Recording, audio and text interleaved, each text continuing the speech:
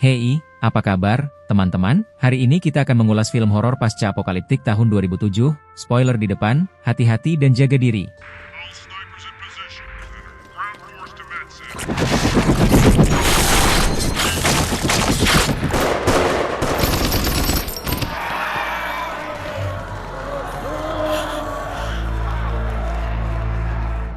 Di sebuah pondok pedesaan, suami dan istri, Don dan Alice Harris, bersembunyi bersama penyintas lainnya. Alice masih mengkhawatirkan anak-anak mereka, yang, tepat sebelum wabah, pergi studi tur ke luar negeri. Pasangan itu makan malam bersama sesama penyintas, Sally, Jacob, Karen, dan Jeff. Karen menyimpan piring untuk pacarnya, Sam, yang meninggalkan kelompok 5 hari lalu. Jacob berpendapat bahwa Sam sudah meninggal atau tidak peduli lagi pada mereka. Mereka terganggu oleh seorang anak laki-laki yang ketakutan, membanting pintu, dan menangis minta tolong. Alice bersikeras membiarkan anak laki-laki itu masuk, meskipun ada risiko. Don mengambil linggis, siap untuk membela istrinya dan yang lainnya. Dia membuka pintu, membiarkan sinar matahari masuk, dan melihat anak laki-laki itu sendirian. Don menariknya masuk dan dengan panik menutup pintu. Anak laki-laki itu bergegas ke pelukan Alice, bersyukur karena dia selamat, sementara yang lain mengurus anak laki-laki itu. Karen mengintip keluar rumah, masih berharap pacarnya akan kembali. Seorang yang terinfeksi muncul dan meraih lengannya, menggigitnya. Jacob menariknya, tapi Karen menjatuhkannya. Don memukul kepalanya dengan linggis untuk membebaskan Jacob. Yang lain melarikan diri sementara Don melawan yang terinfeksi. Lebih banyak orang yang terinfeksi memecahkan jendela, masuk ke pondok. Alice dan anak laki-laki itu berlari ke atas untuk keselamatan. Jeff, Sally, dan Jacob melarikan diri ke lumbung, dengan Jeff memegangi pintu agar yang lain bisa melarikan diri. Don membunuh yang terinfeksi tetapi kehilangan linggisnya. Dia bergegas ke lantai atas untuk mencari Alice. Kembali ke lumbung, pintu rusak, memungkinkan orang yang terinfeksi untuk mengalahkan Jeff. Sally membeku dalam kesedihan atas suaminya. Jacob mencoba menariknya ke lantai 2 lumbung, tetapi orang yang terinfeksi itu menangkapnya. Tidak dapat menyelamatkannya, Jacob menutup pintu jebakan. Don menemukan Alice di kamar tidur, tetapi dia menolak pergi tanpa anak laki-laki itu. Dia akhirnya melihat anak laki-laki itu bersembunyi di lemari dan berlari ke arahnya. Seorang pria yang terinfeksi mendobrak pintu, menghalangi Alice dan Don. Alice berteriak minta tolong, tapi Don yang ketakutan menutup pintu kamar mandi, membiarkan istrinya berjuang sendiri. Don memanjat keluar jendela dan lari. Alice melihatnya dari jendela. Tapi Don terus berlari. Menyaksikan Alice kewalahan oleh orang-orang yang terinfeksi, Don berlari cepat ke sungai dengan gerombolan mengejarnya. Dia tiba di dermaga tempat Jacob sedang menyiapkan perahu. Don naik ke perahu, tapi Jacob jatuh ke air. Don mencoba menariknya ke atas, tapi yang terinfeksi menariknya ke bawah. Tak lama kemudian, Yakub kembali naik, kini sudah terinfeksi. Don menendangnya dari perahu dan melarikan diri. Wajahnya penuh kesedihan dan ketakutan, menoleh ke jendela tempat terakhir kali dia melihat istrinya. 28 minggu setelah virus kemarahan melanda, pasukan NATO yang dipimpin Amerika membantu repatriasi Inggris setelah semua yang terinfeksi meninggal karena kelaparan. Seorang penembak jitu dari militer AS, Sersan Dailey, mengawasi area sambil bercanda dengan temannya, seorang pilot helikopter bernama Flynn. Sebuah pesawat tiba di bandara, membawa pulang warga Inggris yang melarikan diri dari wabah. Mayor Scarlett Levy, seorang perwira medis, mengamati kedatangan baru dan kesal melihat anak-anak di antara mereka. Di antara pendatang baru adalah Tammy dan Andy. Scarlett melakukan evaluasi medis Andy, mencatat mata heterokromia Andy, yang diwarisinya dari ibunya. Andy dan Tammy dibawa ke distrik 1, area karantina aman pertama setelah wabah. Setibanya di sana, Tammy dan Andy dengan gembira bersatu kembali dengan ayah mereka, Don. Sementara itu, Scarlett bersikeras kepada atasannya bahwa mereka tidak siap menerima anak di bawah umur. Jenderal Stone meyakinkannya bahwa virus itu tidak akan kembali, dan jikapun kembali, mereka bisa mengendalikannya. Kembali ke distrik 1, Don mengajak anak-anaknya berkeliling. Dia adalah pengurus distrik, memberinya penthouse yang nyaman untuk keluarganya. Tapi mereka akan pindah ke rumah baru dalam beberapa bulan. Don menjelaskan bahwa mereka tidak bisa kembali ke rumah lama mereka, mengingat kurangnya keamanan di daerah tersebut. Hal ini mendorong Andy untuk bertanya tentang ibu mereka. Don dengan ragu berbohong tentang melihat Alice dalam keadaan kritis, bahwa dia sudah terlambat untuk menyelamatkannya. Tammy memberitahunya bahwa mereka senang dia selamat. Malam itu, Dailey memasang senapan snipernya untuk mengawasi penduduk distrik 1. Menggunakan teropongnya, dia memata-matai penghuni gedung. Ketika dia melihat keluarga Harris, dia senang bahwa operasi mereka membantu keluarga bersatu kembali. Kemudian, dia melihat Scarlett yang khawatir di kamarnya. Malam itu, Andy mengalami mimpi buruk, melihat ibunya yang terinfeksi. Andy memberitahu Tammy bahwa dia khawatir akan melupakan wajah ibunya. Tammy meyakinkannya bahwa dia tidak akan. Keesokan harinya, Tammy dan Andy menyelinap keluar dari zona aman. Dayle melihat mereka dan melaporkan anak-anak untuk diambil. Tammy dan Andy berlari di jalanan, akhirnya merasakan kebebasan. Mereka berhenti di restoran pizza, melihat sepeda motor. Berpikir bahwa mereka bisa menggunakannya untuk mempercepat perjalanan, Tammy masuk dan mengambil kunci dari tubuh tak bernyawa. Tammy mengendarai sepeda motor sampai mereka akhirnya tiba di rumah lama mereka. Mereka mengambil kunci cadangan yang disembunyikan tepat saat Dawn menyadari bahwa mereka hilang di distrik 1. Saudara-saudara itu memasuki rumah mereka dan dengan cepat mengambil foto Alice. Kemudian, Tammy dan Andy mengumpulkan barang-barang pribadi dan pakaian dari kamar tidur mereka. Setelah beberapa saat, Andy memanggil Tammy, tapi dia tidak menjawab. Dia mendengar pintu berderit di loteng,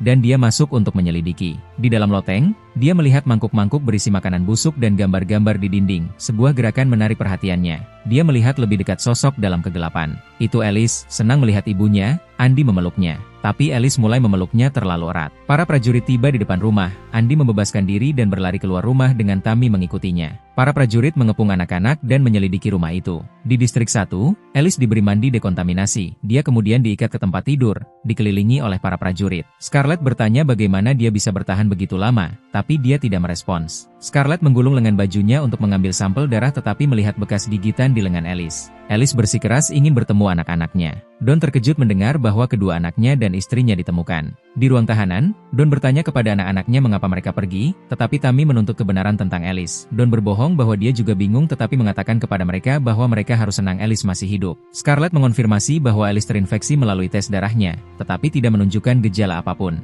Dia memberitahu Jenderal Stone bahwa Alice mungkin memiliki kekebalan alami terhadap virus, tapi dia tetap pembawa dan bisa menulari orang lain. Jenderal Stone memutuskan untuk mengeksekusi Alice, meskipun Scarlett bersikeras bahwa mempelajari Alice dapat mengarah pada penyembuhan. Selama ini, Dawn masuk ke ruang isolasi dan dengan berlinang air mata meminta maaf kepada Alice karena meninggalkannya di pondok. Alice meyakinkannya bahwa dia masih mencintainya. Terharu dengan emosi mereka, Dawn mendekat dan menciumnya. Dengan ciuman itu, Dawn terinfeksi. Alice menyaksikan saat Dawn yang gila berjuang dan memuntahkan darah.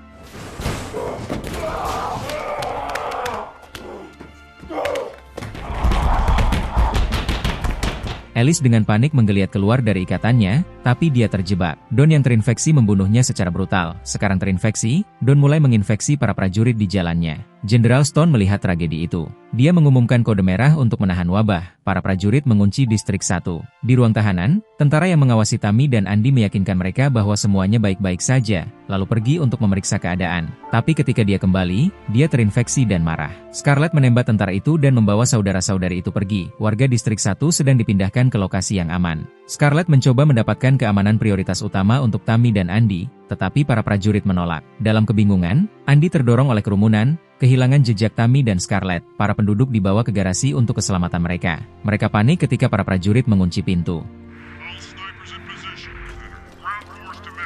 Andy menemukan sudut yang tenang untuk beristirahat. Listrik padam, menjerumuskan warga yang ketakutan ke dalam kegelapan. Pintu keluar darurat mulai bergetar, menarik perhatian Andy dan pria lain. Andy mendekat dengan pria lain menyinari dirinya dengan senter. Dawn yang terinfeksi menggedor pintu. Andy terkejut melihat ayahnya dalam keadaan mengerikan. Dawn menyerang pria lain dengan senter, memuntahkan darah di wajahnya. Dawn melompat ke orang lain tepat saat pria dengan senter itu mengamuk. Kerumunan panik saat lebih banyak orang terinfeksi. Andy memanjat di atas orang-orang dan mobil, lalu memanjat melewati ventilasi. Dia menutup telinganya untuk memblokir teriakan. Sekelompok orang mendobrak pintu yang terkunci, memungkinkan mereka keluar dari gedung.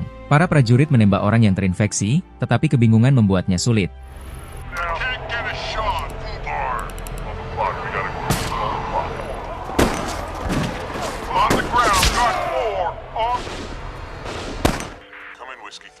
Scarlett dan Tammy keluar dari gedung. Melihat situasi semakin memburuk, Jenderal Stone mengumumkan untuk menembak semua target, baik yang terinfeksi maupun yang tidak. Scarlett menemukan radio dan memberitahu militer untuk menemukan dan mengevakuasi Andy. Di luar, Andy akhirnya berhasil keluar dari saluran udara. Dayle menerima perintah untuk menembak semua orang di tanah, dan mempertanyakan apakah dia bisa membunuh orang yang tidak bersalah. Para penembak jitu menembak semua orang, menyebabkan kepanikan lebih lanjut. Andy mendengar seseorang memanggilnya. Dia melihat seorang pria, Sam, yang memanggilnya untuk masuk ke gudang. Seorang pria yang terinfeksi berlari ke arah Andy. Tapi Dayle menyelamatkan Andy, memungkinkannya melarikan diri. Salah satu penembak jitu terpojok oleh yang terinfeksi. Dayle menembak rekannya di kepala untuk menyelamatkannya dari infeksi. Dayle tidak tahan lagi membunuh orang yang tidak bersalah. Di dalam gudang, Andy berkeliling dan menemukan Scarlett serta Tammy. Tammy memeluk adiknya, lega karena dia selamat. Andy memberitahu Tammy bahwa ayah mereka terinfeksi. Ini menghancurkan hatinya. Sam bertanya-tanya mengapa militer menargetkan semua orang. Scarlett menjelaskan bahwa tentara harus membasmi semua orang jika mereka tidak dapat mengendalikan wabah.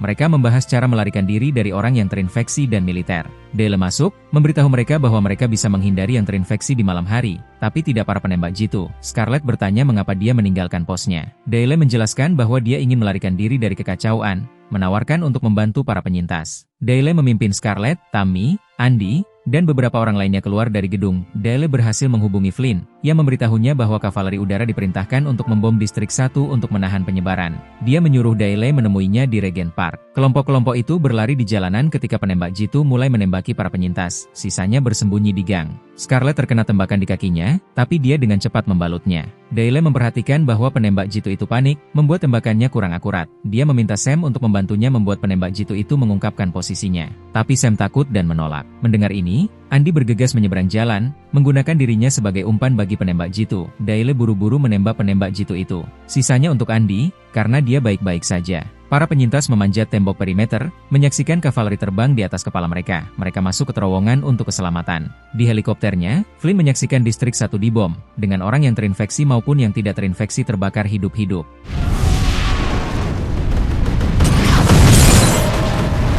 Para prajurit di ruang kendali menyaksikan kehancuran. Fajar yang tenang menghindari api di balik tembok sambil menyaksikan foto istri dan putranya terbakar di depannya. Dale melihat api mencapai terowongan. Mereka bergegas keluar dari terowongan sebelum meledak. Stone mendengarkan laporan tentang bom Molotov. Umpan kamera menunjukkan beberapa orang yang terinfeksi selamat dari bom api dan merobohkan barikade.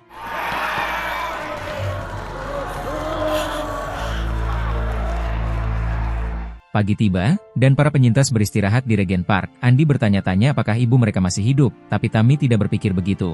Dale mengakui kepada Scarlett bahwa dia menjadikan Andy sebagai target, tetapi dia tidak bisa menembak anak itu jadi dia meninggalkan posnya. Scarlett memberitahunya bahwa ibu Andy dan Tammy kebal terhadap virus kemarahan, dan dia percaya bahwa kedua saudara kandung itu mungkin membawa gen kekebalan yang sama. Dia menekankan bahwa kehidupan anak-anak lebih penting daripada kehidupan mereka. Flynn melapor melalui radio, memberitahu Dale bahwa yang terinfeksi ada di dekatnya. Dale mencoba melarikan diri bersama yang lain, tapi mereka sudah terlambat, yang terinfeksi sudah dekat. Dale memerintahkan mereka untuk bersembunyi di rumput. Helikopter tiba, Dale bersikeras mengevakuasi anak-anak melintasi selat, tetapi Flynn menolak untuk membawa mereka. Melihat yang terinfeksi mendekat, Sam panik dan memegang pendarat helikopter, memohon kepada Flynn untuk membawanya pergi. Flynn menerbangkan pesawat lebih dekat ke orang yang terinfeksi karena kebingungan. Dia mengarahkan bilah rotor ke bawah, memotong yang terinfeksi, yang lain melarikan diri saat yang terinfeksi mencapai mereka. Dengan darah yang terinfeksi di wajahnya, Sam jatuh dari helikopter. Flynn menerbangkan helikopter menjauh, memberitahu Dale melalui radio untuk menuju stadion, tetapi bersikeras meninggalkan sisa penyintas.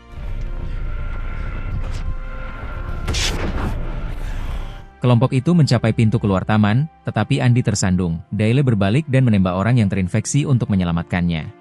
Dale mencoba menghubungi Flynn lagi, mendesaknya untuk mengabaikan kode merah dan menyelamatkan sisanya. Lebih banyak orang yang terinfeksi mengejar mereka. Kelompok itu berlari tetapi berhenti ketika gas saraf dipompa di ujung jalan. Mereka masuk ke dalam van dan menutup ventilasi, menutupi wajah mereka. Orang-orang yang terinfeksi memukuli jendela sampai gas akhirnya membunuh mereka.